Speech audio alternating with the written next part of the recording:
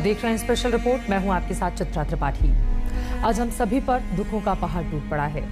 आंखें भरी हुई हैं, गला रुंधा हुआ है। कैसे बताएं कि हमारे साथी आज तक के दिग्गज एंकर रोहित सरदाना रोहित कुछ दिन पहले कोरोना से संक्रमित हुए थे, अस्पताल में थे, स्थिति ठीक थी, लेकिन आज सुबह अचानक उन्हें दिल का दौरा पड़ा। डॉक्टर कुछ कर पाते इसके पहले ही रोहित ने इस दुनिया को अलविदा कह दिया। नमस्कार, आप देख रहे हैं आज तक। मैं हूं आपके साथ रोहित सरदाना। शाम के 5 बज रहे हैं और वक्त हो रहा है दंगल का। कि धड़कनों के साथ जुड़ी हुई ये आवाज खामोश हो गई। नमस्कार, आप देख रहे हैं आज तक। मैं हूं आपके साथ रोहित सरदाना। शाम के 5 बज रहे हैं और वक्त हो चला है दंगल का। हो गया, सारी वैक्सीन आप ही मांग रही है ना, और तो देश में कोई है ही नहीं जो ये कह रहा हो कि वैक्सीन चाहिए। हम भी वही कह रहे हैं, लेकिन कहने का एक सुर है, एक लहजा, एक तरीका है, और उसी पे मैंने सवाल पूछा था, आपको चुप गया। यहाँ सबको समझ में आ रहा। देश के ज्वलंत मुद्दे के दंगल में जवाब देहो से सवाल पूछने वाली आवाज अब सिर्फ यादों की थाती रह गई। कि असल में मसला वैक्सीन पाना नहीं था, मसला बवाल बनाना था, जिसमें आप कामयाब हैं इस समय। तो रोहित जी, आपको लगता है कि वैक्सीन ना होने पर देश में सरकारें मेरा सवाल बड़ा सीधा सा है सुप्रिया जी, मुझसे लड़ने की आवश्यकता नहीं है, लोगों के प्रति मेरे से लड़ने की आवश्यकता नहीं है। मेरा बड़ा सीधा सा सवाल है, आपको वैक्सीन चाहिए था, आपने स्वास्थ्य मंत्री से बात की, मैं आपसे लड़ भी नहीं रही हूं। आपको वैक्सीन पाने के लिए स्वास्थ्य मंत्री के पास जाना था या मीडिया प्लेटफॉर्म पे प्रेस कॉन्फ्रेंस करने जाना था? इलेक्ट्रॉनिक मीडिया की दुनिया में जैसे वज्र गिर गया। देश के जाने माने और आज तक के चैनल के दिग्गज एंकर रोहित सरदाना को काल ने हम सभी से छीन लिया। आप लोग दंगल देखते हैं, यही बैठ के वो दंगल करता था। मैं 2:30 बजे जाती थी, वो मेरा रिलीवर। रोहित तुम आ गए, अच्छा मैं मेकअप उतार लूं? हाँ तू जा, अब मैं आ गया हूँ। हाँ मैं हूँ, तू जा। परिवार में सब साथ बैठते थे, बच्चों के कि कोई इंतहा नहीं है जिस साथी के साथ घंटों बातें होती रही हो, जिसका मुस्कुराता चेहरा आंखों के सामने नाचता रहा हो, हर किसी के सुख दुख में हमेशा खड़ा रहने वाले किरदार का यूं जाना, साथियों का कलेजा फट रहा है ये सोचते हुए, ये बोलते हुए कि रोहित सरदाना अब नहीं रहे। कल रात तक उनकी तबीयत ठीक थी, 10:30-11 बजे तक उनकी वाइफ उनके साथ थी। रात के 4 बजे अचानक से उनकी तबीयत बिगड़ती है और फिर उनको आईसीयू में शिफ्ट किया जाता है। उसके बाद डॉक्टर्स उनकी सेहत पर नज़र बनाए रखते हैं और फिर दिन के 11-12 बजे के बीच इस तरह की खबर सामने आती है। बहुत मुश्किल है यहाँ पर नवजोत कुछ भी बता पाना, क्योंकि कोरोना के इस काल में इस तरह से बहुत ज़्यादा मुश्किल हो रहा है। सिर्फ 42 साल, ये कोई इस दुनिया से जाने की उम्र थी? अभी तो उड़ान का वक्त था, अभी तो तमाम सपने पूरे होने बाकी थे, अभी कई मंजिलें बाकी थी। घर में पत्नी, 2 छोटी बेटियां, बेटियों के साथ रोहित की तस्वीरें, उनसे जुड़ी यादें साथियों को बेचैन कर रहे हैं। आंसुओं की धार फूट रही है। कि 2 छोटी छोटी बच्चियां हैं। हम सब ने देखा कि अपनी बेटियों को लेकर रोहित कितना ज्यादा पजेसिव, हर पिता अपनी बेटी के साथ होता है, लेकिन उनकी वो तस्वीरें मैं जब देखती थी तब लगता था कि बहुत छोटी बच्चियां हैं। उनके एक हंसता खेलता परिवार। हमेशा एक फोटोग्राफ्स आई थी जिसमें लिखा हुआ था मेरे बेस्ट डैडी, और केक काटता हुआ पूरा परिवार दिखाई दे रहा है। उनकी 2 बच्चियां उनको प्यार करती हुई दिखाई दे रही है। वो बहुत छोटी हैं, वो एपीजे नोएडा में पढ़ती हैं, मेरे बच्चे के साथ में वो पढ़ती हैं। बहुत मुश्किल है उनके दर्द को बता पाना कि वो क्या सोच रही होंगी, उनके ऊपर क्या गुजर रही होगी। उनको तो इतनी समझ भी नहीं है। जो छोटी बच्ची है उसको तो इतनी भी समझ नहीं होगी कि पापा के साथ क्या हो गया। मैं इससे पहले कि राजनीतिक सवाल पूछता, आपने खुद ही उसमें राजनीति ला दी है, लेकिन उसके पहले मैं एक चीज जानना चाहता हूँ। जब आप खुद कह रहे हैं अनुपम खेर इतने पॉजिटिव आदमी है, पिछली बार जब ऐसा विवाद हुआ था तो उन्होंने कह दिया था उनको सलाह दूंगा प्राणायाम कर लें। इस बार ऐसा क्या हो गया? जब आप कह रहे हैं कि नसीरुद्दीन शाह हैबिचुअल ऑफेंडर है, फिर क्यों रिएक्ट किया अनुपम खेर ने? आज तक की बुलंद आवाज थे रोहित सरदाना। रोहित के करोड़ों चाहने वाले थे। शाम 5 बजे उनके शो दंगल के लिए पूरा देश उनका इंतजार करता था। नमस्कार, आप देख रहे हैं आज तक। मैं हूं आपके साथ रोहित सरदाना। शाम के 5 बज रहे हैं और वक्त हो रहा है दंगल का। धाकड़ पत्रकार के तौर पर पूरा देश उनका लोहा मानता था। कभी झुके नहीं, कभी डिगे नहीं, सवाल पूछने में कभी हिचके नहीं। और इंटरव्यू था, आप कह के बार बार बात को घुमाना चाह रहे हैं। उसी इंटरव्यू में उन्होंने नसीर साहब ने बोला ना अनुपम खेर के बारे में, या तो अनुपम खेर के बारे में जब सवाल आया तो वो बोल दिए होते कि भाई ये अनुपम खेर पर इंटरव्यू कर रहे हो क्या मेरा? रोहित जी, जिस चीज पर इंटरव्यू कर रहे हो उस पर रहो। इंटरव्यू नहीं था जब उन्होंने कहा साइकोपैथ, उन्होंने कहा क्लाउन, तो जवाब तो आएगा ना सामने से। कम से कम शब्दों में, कभी कटाक्ष के रूप में, कभी सीधे सीधे सवालों से वो सबको अपना मुरीद बना लेते थे। अच्छे अच्छों की बोलती बंद कर देते थे। क्या इस देश का कोई व्यक्ति तिरंगा लहराएगा या वंदे मातरम गाएगा, जिसके लिए पहले मना कर देते थे? परसों वारिस पठान बैठे थे यहाँ पर, उन्होंने खुद विधानसभा में खड़े होकर कहा था कि मैं नहीं गाऊंगा वंदे मातरम। आज वो चौड़े होकर यहाँ पर कह रहे थे कि हम तो वंदे मातरम गाते हैं। एहसान है क्या देश पर? जो देश के प्रतीक चिन्ह है उनको अपनाना, क्या उस देश पर एहसान है? रात के 10 बज रहे हैं, आप आज तक पर दस्तक देख रहे हैं। नमस्कार, मैं रोहित सरदाना आपका स्वागत करता हूँ। हर रोज रात 10 बजे आज तक के शो दस्तक में रोहित सरदाना देश के मुद्दे को सामने रखते थे। जब हमारे डॉक्टर्स के हाथ में वैक्सीन है, फिर भी महाराष्ट्र के कुछ इलाकों में नियंत्रित लॉकडाउन लगाना पड़ा। सवाल है क्यों? जवाब है कोरोना के टीकाकरण की धीमी रफ्तार। इसीलिए जनता के साथ खड़ा रहने वाला न्यूज चैनल आज तक आज जनता को जल्द से जल्द वैक्सीन दिलाने की मुहिम शुरू कर रहा है। सरकार अब एक काम कीजिए, वैक्सीन अब बांट दीजिए। रोहित सरदाना हरफन मौला पत्रकार थे। जब भी देश में कोई बड़ी खबर होती थी, रोहित हमेशा ग्राउंड जीरो पर पहुंचते थे। इस तरफ का ये रास्ता जाता है रेलवे स्टेशन की तरफ, यहां भी बैरिकेडिंग लगा दी गई है। और तीसरा रास्ता जो यहां से दिखाई देता है वो जाता है सरयू के घाट की तरफ। आप देख सकते हैं सुरक्षा के कड़े इंतजाम यहां पर किए गए हैं। चौथा रास्ता इस चौराहे से जो खुलता है, जहां बैरिकेड लगाया गया है, वो जाता है मानस भवन यानी कि राम जन्मभूमि कार्यशाला की तरफ, जहां पर पत्थर काटने का काम वर्षों से निरंतर किया जा रहा है। कड़ी सुरक्षा है, 3 से 4 टियर सुरक्षा जिसको आप कह सकते हैं, यानी कि एक के बाद एक थोड़ी थोड़ी दूरी पर पुलिस के बैरिकेड्स लगाए गए हैं। देश के दिग्गज नेताओं से देश के मुद्दे पर बहुत बेबाकी से सवाल करते थे रोहित सरदाना। तो सबसे बड़ा मुद्दा इस बार के बंगाल के चुनाव का क्या है? ममता को हटाना, ये मुद्दा है। ना जय श्री राम, ये मुद्दा है। किसान, ये मुद्दा है। राजनीतिक हिंसा मुद्दा है। नंदीग्राम मुद्दा है। क्या है आपकी नजर? देखिए, रक्षा मंत्री राजनाथ सिंह असम के एक दिन के दौरे पर हैं। एक दिन में 3 रैलियां हो रही हैं। आज आपको लेकर चलते हैं रक्षा मंत्री राजनाथ सिंह के साथ असम यात्रा के उनके एक दिन के पड़ाव पर, और जानते हैं कि आखिर असम की जनता की उम्मीदें क्या हैं और असम की जनता से भारतीय जनता पार्टी के वादे क्या हैं। क्या आपको लगता है कि रोजगार को लेकर लोगों की उम्मीदें बहुत ज्यादा हैं? आप उसको एड्रेस करने के लिए क्या कर रहे हैं? अपने संकल्प पत्र में क्या ला रहे हैं? महंगाई उनको बहुत चुभ रही है और महंगाई नेताओं के भाषणों से गायब है। उसको एड्रेस करने के लिए क्या कर रही है सरकार? The bronze in the category goes to आज तक रोहित सरदाना, अयोध्या। रोहित सरदाना आज तक की आवाज को बुलंद करते रहे। तमाम पुरस्कार और सम्मान से वो नवाजे जाते रहे। हाल ही में उन्हें ENBA के 3 अवार्ड मिले थे।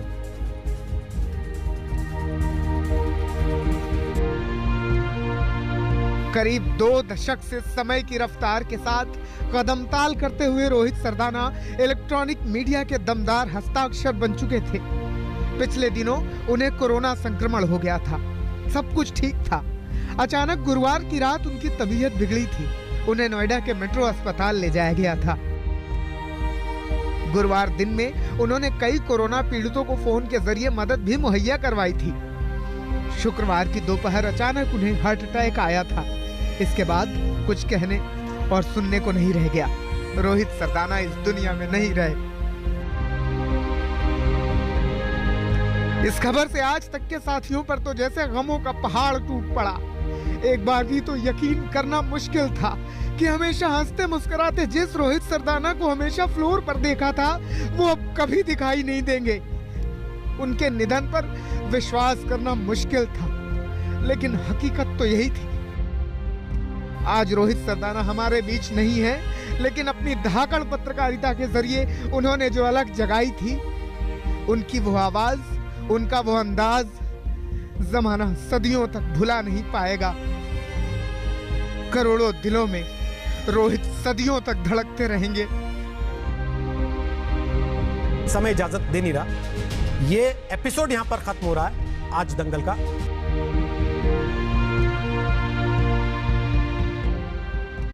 आज तक ने अपने परिवार का एक सदस्य खोया, मीडिया जगत ने एक चमकता सितारा खोया, रोहित के चाहने वाले करोड़ों फैंस ने अपना हीरो खोया। सब के सब इस समय आज सदमे में हैं। आप लोग भी तो हमारा परिवार हैं। हम काम पर हैं ताकि आप घर पर सुरक्षित रहें।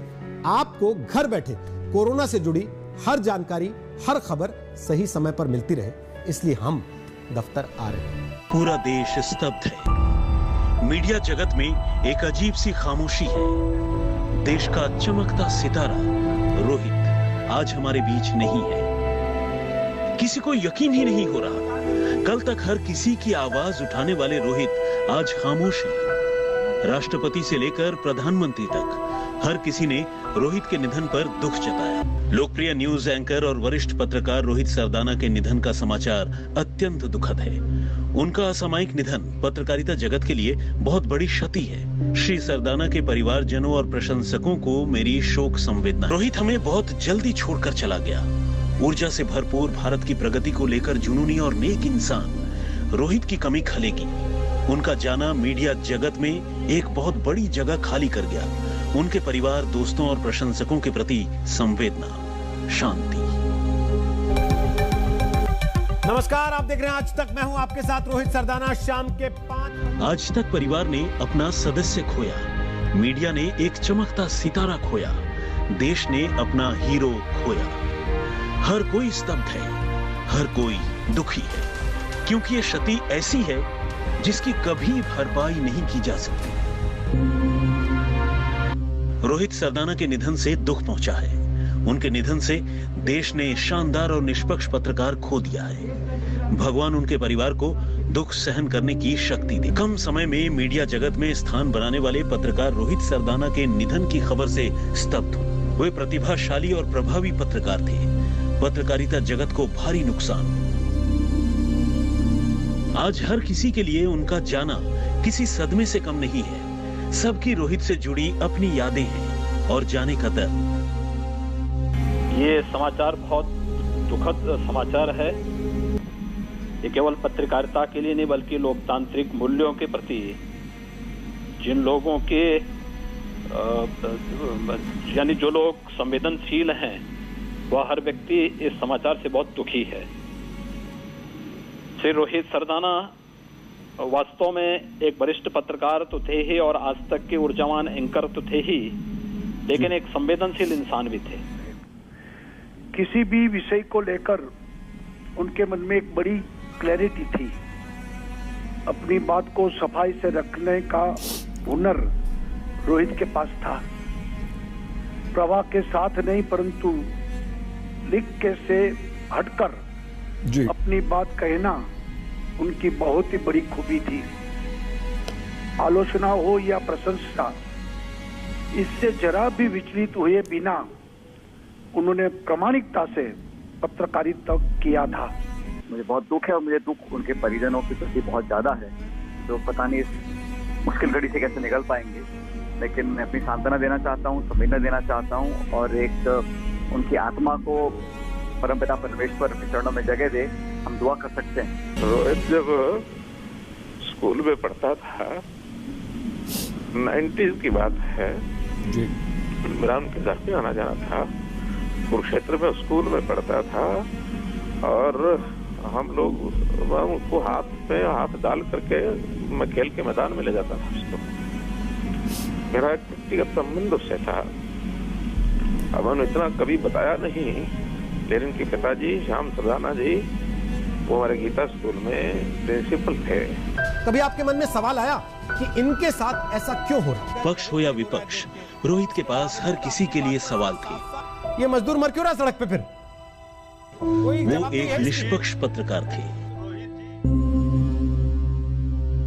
आज तक के वरिष्ठ एंकर और देश के जाने माने पत्रकार श्री रोहित सरदाना जी का आकस्मिक निधन अत्यंत दुखद। दिवंगत आत्मा को शांति एवं शोक संतप्त परिजनों को दुख सहने की शक्ति दे भगवान। वो पत्रकारिता के दंगल के महारथी थे। लेकिन अभी एक लंबी जंग लड़नी थी सिस्टम की खामियों के खिलाफ, शोषित की आवाज बनकर। वो इस जंग में आज तक परिवार को अकेला छोड़कर चले गए। लोगों की लाशें गिनकर अपनी कमीजें सफेद करना ऐसी महामारी के समय में, इसको कोई भी जस्टिफाई नहीं कर पाएगा। ये राजनीतिक पार्टियों को समझना चाहिए। आज का दिन बड़ा दुख का दिन है। एक ऐसे इलेक्ट्रॉनिक मीडिया के ऐसे पत्रकार जो समाज के गरीब, शोषित, पीड़ित व्यक्तियों की बात हमेशा दस्तक के माध्यम से उठाते थे। कई बार मेरा भी उनसे सामना हुआ, कई बार चर्चा हुई। दंगल के माध्यम से भी वे समाज को अपनी बातें अलग अलग तरीके से पहुंचाते थे। एक निर्भीक पत्रकार जो देश ने खोया है, इसकी हम सबको बहुत बड़ी पीड़ा है। समाज में अचानक जाने से निश्चित रूप से संपूर्ण देश के अंदर शोक की लहर फैली है। और जो भी रोहित सरदाना जी को जानते थे, उनके व्यक्तित्व को जानते थे, वो आज बहुत दुखी हैं। मैं उनके परिवार को संवेदना व्यक्त करता हूँ। हम सब उन परिवार के साथ हैं। बहुत दुख है, सारे देश को दुख है। हर जगह से लोगों की भावनाएं प्रकट होकर आ रही हैं कि लोग कितने आहत हैं। उन्होंने लोगों के दिलों में अपना एक स्थान बना लिया था। अपनी पत्रकारिता से उन्होंने अपनी एक छाप बना ली थी। लोगों के दिलो दिमाग पर उनका एक इमेज था, एक अक्ष था लोगों के दिल पर। तो वो आज लोग उनको याद करके और इस प्रकार अकस्मात एकदम चले जाना बहुत दुख की घटना है ये। स्पेशल रिपोर्ट में अब बात कोरोना के बढ़ते हुए आंकड़ों की। दिल्ली में कोरोना का संकट कम होने का नाम नहीं ले रहा है। कोई अपनों को बचाने के लिए तड़प रहा है, कोई व्यवस्था की मार से कराह रहा है।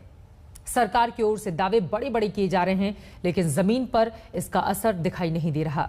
सवाल यह है कि आखिर दिल्ली के लोगों की जिंदगी पर भारी पड़ा ये कोरोना का संकट आखिर खत्म कब होगा? दिल्ली में जो है राष्ट्रपति शासन लगाया जाए तुरंत प्रभाव से। जनता के कई लोगों के मन की बात कही है।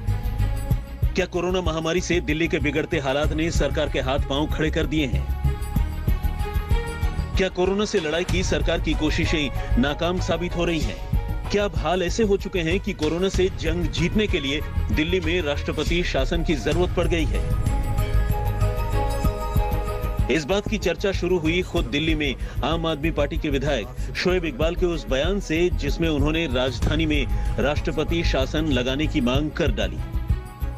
मैं ये चाहूंगा कि दिल्ली हाईकोर्ट तुरंत प्रभाव से दिल्ली के अंदर राष्ट्रपति शासन लगाने का काम करे। ये मेरी गुजारिश है कि दिल्ली बहुत बुरी है, नहीं तो सड़कों पर लाशें बिछ जाएंगी। तुरंत इस दिल्ली हाईकोर्ट इसका आदेश करे, दिल्ली में जो है राष्ट्रपति शासन लगाया जाए तुरंत प्रभाव से।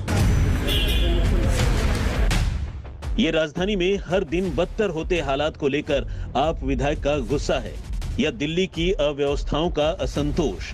लेकिन अब बीजेपी कह रही है कि आपके विधायक ने जनता के मन की बात कह डाली। मुझे लगता है कि एक हताशा का भाव तो दिल्ली के हर नागरिक के मन में आ चुका है और ये कहानी दिल्ली की भी है और अन्य कई राज्यों की भी है। तो शोएब इकबाल जी ने जो बात कही है वो मुझे लगता है कई बार जनता के कई लोगों के मन की बात कही है, लेकिन एक राजनीतिक व्यक्ति होते हुए मैं ये बात कहूँगी और ख़ास तौर पे दूसरी पार्टी से होने के कारण तो लोग ये कहेंगे कि शायद मैं दूसरी पार्टी से हूँ और ये पावर की बात कर रही हूँ, लेकिन ये पावर की नहीं, ये रिस्पॉन्सिबिलिटी की बात है। ये स्पष्ट है कि अपनी जिम्मेवारी पूरी तरीके से निभाने में दिल्ली सरकार फेल हो चुकी। दरअसल राजधानी में कोरोना महामारी के चलते बिगड़े हालात काबू में नहीं आ रहे हैं और लगातार बढ़ रहे मौत के आंकड़े चिंता बढ़ाते जा रहे हैं। इसके बावजूद अस्पतालों में लोगों को बेड नहीं मिल पा रहा है और अपने परिजनों को लेकर लोग दर दर भटकने को मजबूर हैं। यहाँ पे हमें बेड नहीं मिल रहा, हम काफी देर से खड़े पेशेंट लेके। इससे पहले भी हम गए, वहाँ भी नहीं मिला। कोरोना नेगेटिव है लेकिन क्या कहते हैं ऑक्सीजन लेवल कम है। अब ये हमें बेड नहीं देंगे, कोई नहीं देगा तो पेशेंट कहाँ जाएगा? मदद के तमाम ऐलान और दावों के बावजूद दिल्ली के अस्पतालों में ऑक्सीजन की किल्लत खत्म होने का नाम नहीं ले रही है। कोरोना ने ऐसी हालत बना दी है कि अब सांसों को बस इन्हीं सिलेंडरों का आसरा रह गया है। ये दिल्ली का एक रीफिलिंग सेंटर है, जहां की तस्वीरें आपको खुद ब खुद बयान कर देंगी कि हालात कितने खतरनाक हो चुके हैं। जहां एक तरफ कई लोग लंबी लंबी कतारों में खड़े हैं ताकि उनका ऑक्सीजन सिलेंडर रिफिल हो सके, वहीं पर वो लोग जो ऑक्सीजन रिफिलिंग प्लांट में काम करते हैं, जिंदगी उनके लिए भी काफ़ी मुश्किल हो गई है। कई लोग दिन में 20 घंटे लगातार काम कर रहे हैं, क्योंकि वो ये जानते हैं कि एक ऑक्सीजन सिलेंडर रिफिल होने की कीमत क्या है। कोरोना ने दिल्ली को बेदम कर दिया है। अस्पतालों में बिस्तर नहीं बचे, बिस्तर हैं तो ऑक्सीजन नहीं। घरों में रहकर कोरोना के इलाज की मजबूरी है, लेकिन सबसे बड़ी मुश्किल ऑक्सीजन की उपलब्धता को लेकर है। इस रिफिल सेंटर के बाहर खड़ी ये भीड़ उसी संकट का नतीजा है। ऐसा मौका ही नहीं आया है जी, पहले रोग भी नहीं था, जो रोग के कारण ज्यादा गैस लग रही है, रोग भी नहीं था पहले अपने वो दूसरे काम में यूज होती, वैसे मेडिकल में जाती, वैसे लगती मरीजों के लाने, इतनी फालतू नहीं थी बस। ऐसी स्थिति के बीच दिल्ली हाईकोर्ट ने सरकार को फिर से अस्पतालों में तुरंत ऑक्सीजन मुहैया कराने का निर्देश दिया है। कोरोना से चिंताजनक हाल के बीच सुप्रीम कोर्ट ने केंद्र सरकार से नेशनल स्तर पर प्लान मांगा है कि सरकार कोरोना से रोकथाम को लेकर क्या कर रही है। इसके साथ ही सुप्रीम कोर्ट ने अहम टिप्पणी करते हुए कहा कि कोरोना के दौर में जो भी लोग सोशल मीडिया पर अपनी परेशानी जता रहे हैं, उनके साथ बुरा व्यवहार नहीं होना चाहिए। सारी कोशिश और कवायद बस इसी बात की है कि जल्द से जल्द दिल्ली और कोरोना महामारी से जूझ रहे राज्यों में हालात किसी तरह काबू में आए और लोगों की जिंदगी पर आया ये संकट खत्म हो सके। दिल्ली में ऐश्वर्या पालीवाल के साथ आज तक ब्यूरो। अकेले दिल्ली ही नहीं, उत्तर प्रदेश में भी कोरोना ने हाल बेहाल कर रखा है। सरकार लाख दावे करे कि सूबे में सब कुछ ठीक ठाक है, मगर जो तस्वीरें सामने आ रही हैं वो यकीनन परेशान करने वाली हैं। कहीं दवाइयों का अकाल है तो कहीं ऑक्सीजन के लिए छटपटाहट है। कुछ जगहों पर तो हालात ऐसे हैं कि अधिकारियों तक के आंसू निकल रहे हैं।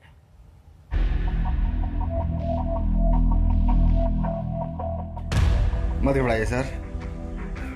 सिम्मा साहब, हिम्मत टूट रहा है सर, हिम्मत टूट रहा है सर। अगर आप ऐसे ही आप सर ऐसे कर देंगे। सिम्मा साहब सर, आप अगर प्लीज सर प्लीज अपना हाथ अगर खींच लेंगे सर ना, तो बाकी लोग क्या होगा सर, आप ऐसे टूट जाएंगे तो। और समझिए सर, आप हैं सर तो हम लोग हैं। आंखों में आंसू और हाथ जोड़कर अपने दर्द को बयां करते ये यूपी के महाराजगंज के जिला अस्पताल के मुख्य चिकित्सा अधिकारी डॉक्टर ए.के. राय हैं।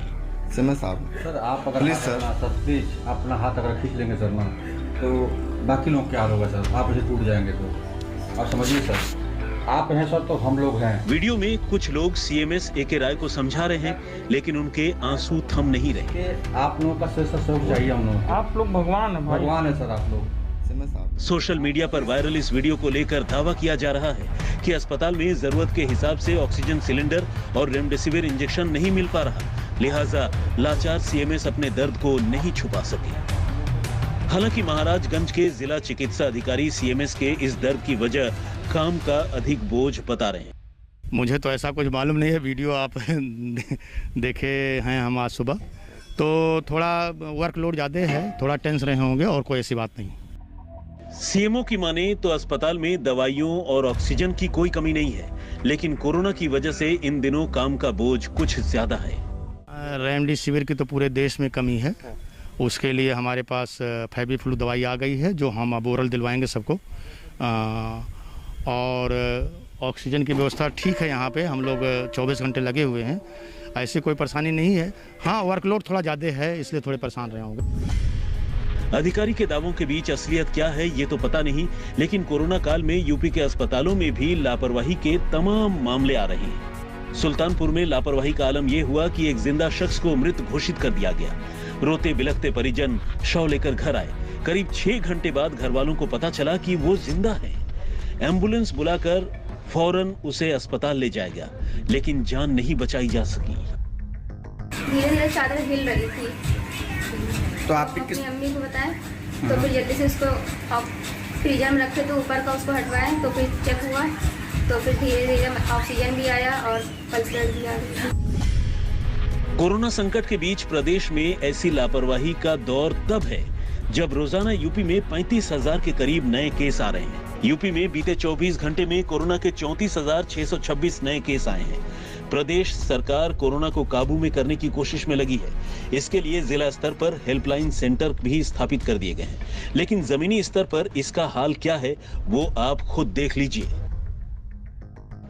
वाराणसी में एक जरूरतमंद ने पहले टोल फ्री और फिर लैंडलाइन नंबर पर कॉल किया। दोनों ही नंबरों पर बात तो हुई, लेकिन कोरोना संकट के बीच मदद की कोई गारंटी नहीं मिल सकी। एक रिलेटिव है, उनको थोड़ा परेशानी हो रही थी, तो मुझे किस अस्पताल में दिखाना पड़ेगा? आपके नजदीकी स्वास्थ्य केंद्र है, जहाँ हो वहाँ चले जाइए। नजदीकी स्वास्थ्य केंद्र, ये कैसे, आप कुछ बता सकते हैं उसके बारे में? कुछ ऐसा ही हाल यूपी के हमीरपुर के कोविड सेंटर्स का भी देखने को मिला। इस बीच आज सीएम योगी आदित्यनाथ ने लखनऊ के अवध शिल्पग्राम में तैयार हो रहे डीआरडीओ के अस्पताल का मुआयना किया। 500 बेड का ये अस्पताल युद्ध स्तर पर तैयार किया गया है। इन कोशिशों के बीच प्रदेश में कोरोना का खतरा कम नहीं हो रहा है। अगर संक्रमण की रफ्तार कम नहीं होती है तो आने वाले दिनों में संकट गहरा सकता है। आज तक ब्यूरो। और अब आपको राजस्थान के उदयपुर के एक अस्पताल का हाल दिखाते हैं। मरीजों की भरमार लगी हुई है और तीमारदार कई मुश्किलों का सामना कर रहे हैं। मेरी सहयोगी तनुश्री पांडे की ये रिपोर्ट देखिए।